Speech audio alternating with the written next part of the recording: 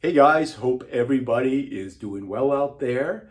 I want to talk to you today about a subject that may not be the most popular. It may, in fact, make you feel uncomfortable, but that's okay. That may be the point, actually. And what I am speaking of is a stage in somebody's life where I call it the tipping point. The tipping point. And you can think of the tipping point as losing independence with mobility. I think that's the best way to describe it.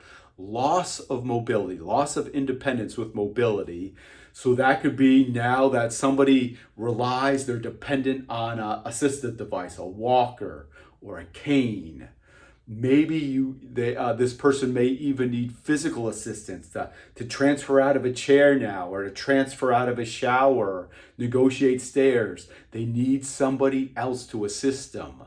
These are all signs that we've lost independence with our mobility. And this again is the tipping point, because once somebody reaches this stage of the tipping point, it's going to be very difficult to progress out of it.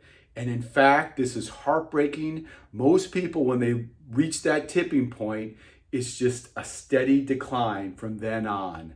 Up until their last year of life, they lose more and more quality and independence of life.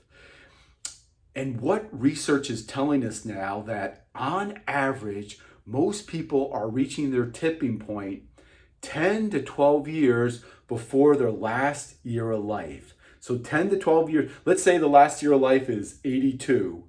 At 72, most people are losing quality and independence year after year from then on. 10 years, that's hard to accept for me.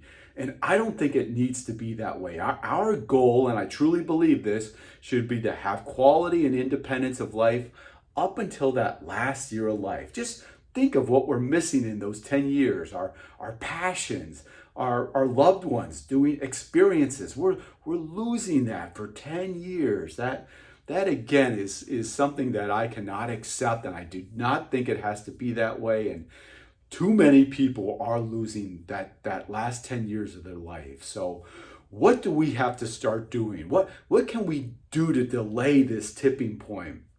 First of all, I think we have to be very honest with ourselves. We have to be very aware of any mounting evidence that could suggest we are approaching the tipping point. What that could look like is maybe you start to avoid any place with stairs. Maybe there's a restaurant that you really enjoy that you no longer go to because it's just too difficult to navigate. There could be stairs or a ramp, something that you're no longer confident with. So you're avoiding those types of places now.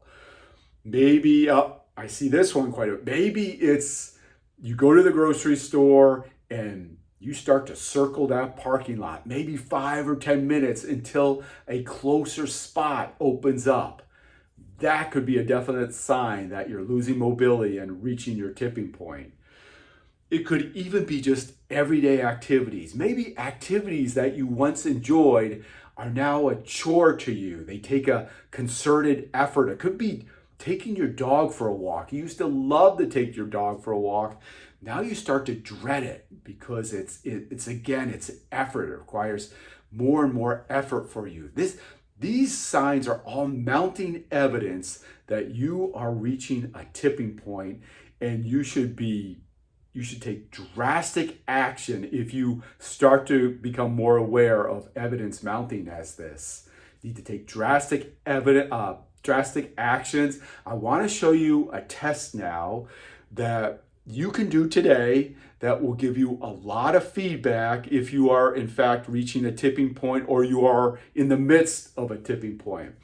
I call it the elevator test because you can literally do this in an elevator. It takes about that amount of space and that amount of time to go up and down in an elevator. The elevator test.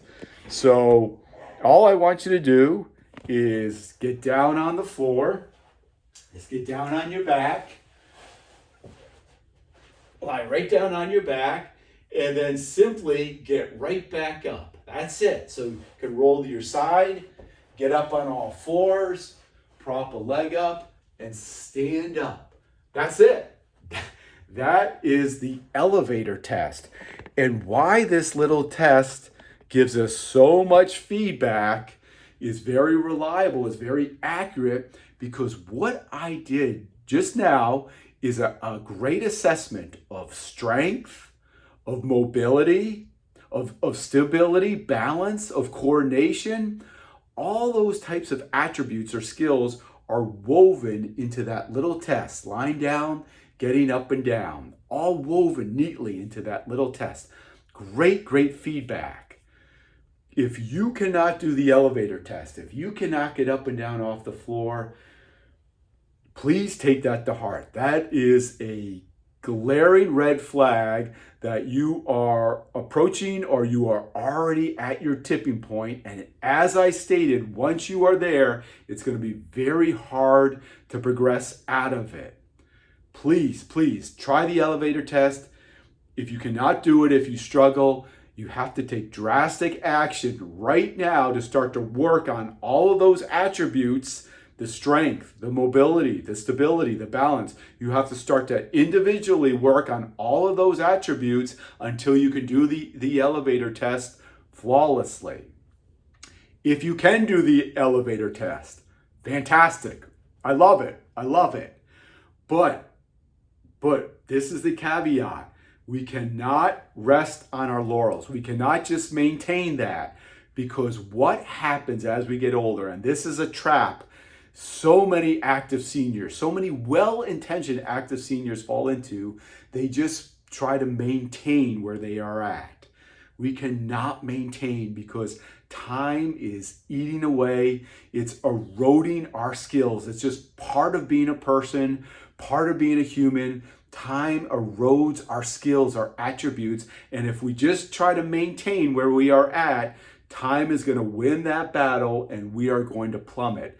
So our mindset as active seniors, even if you can do the elevator test, is to continually try to improve, to get better and better, to offset that erosion of time.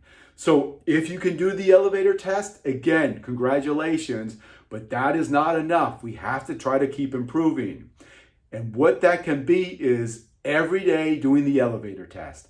Every day, take 30 seconds, just 30 seconds out of your time and complete the elevator test. Do as many repetitions as you can within that 30 seconds and try to keep doing more. That should be your goal. So maybe today you did 5 repetitions in 30 seconds. In 4 weeks, your goal should be able to do 8 repetitions. In another 4 weeks, 10 repetitions. Again, you should always have that thinking, that mindset that I need to get better and better and better so we can offset the erosion of time. Do the elevator test every day, 30 seconds, keep trying to increase your repetitions. This can be life-changing. It may seem very, very simple to you, but this can be life-changing for you later in life. Maybe we can reduce that, on average, 10 years of reaching our tipping point. Just think, even if we can knock a year off that, maybe 2, 3, 4, maybe up until that last year of life, we can delay the tipping point. Think of all that living within 10 years that we could do. Makes all the difference in somebody's life. If this is interesting to you, if you want more, I've created a course. It's called the Core 7 course. I'll leave information down below. It piggybacks on everything I've talked about today. I'll leave information down below. If you have questions, I love your emails. I love them. Please keep them coming. They are very, I learn a lot from you, and they're very entertaining also. So please keep the emails coming. My last statement for you, my last suggestion: life should be a playground for us. It should not be an obstacle course. We should thoroughly enjoy life, even as we get older.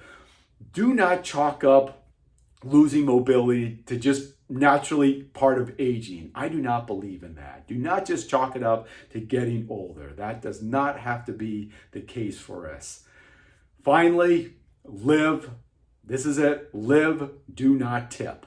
Live, do not tip. Thanks so much for watching. please pass this on to as many people as possible. And again, thanks for tuning in. I will talk to you soon. Bye bye.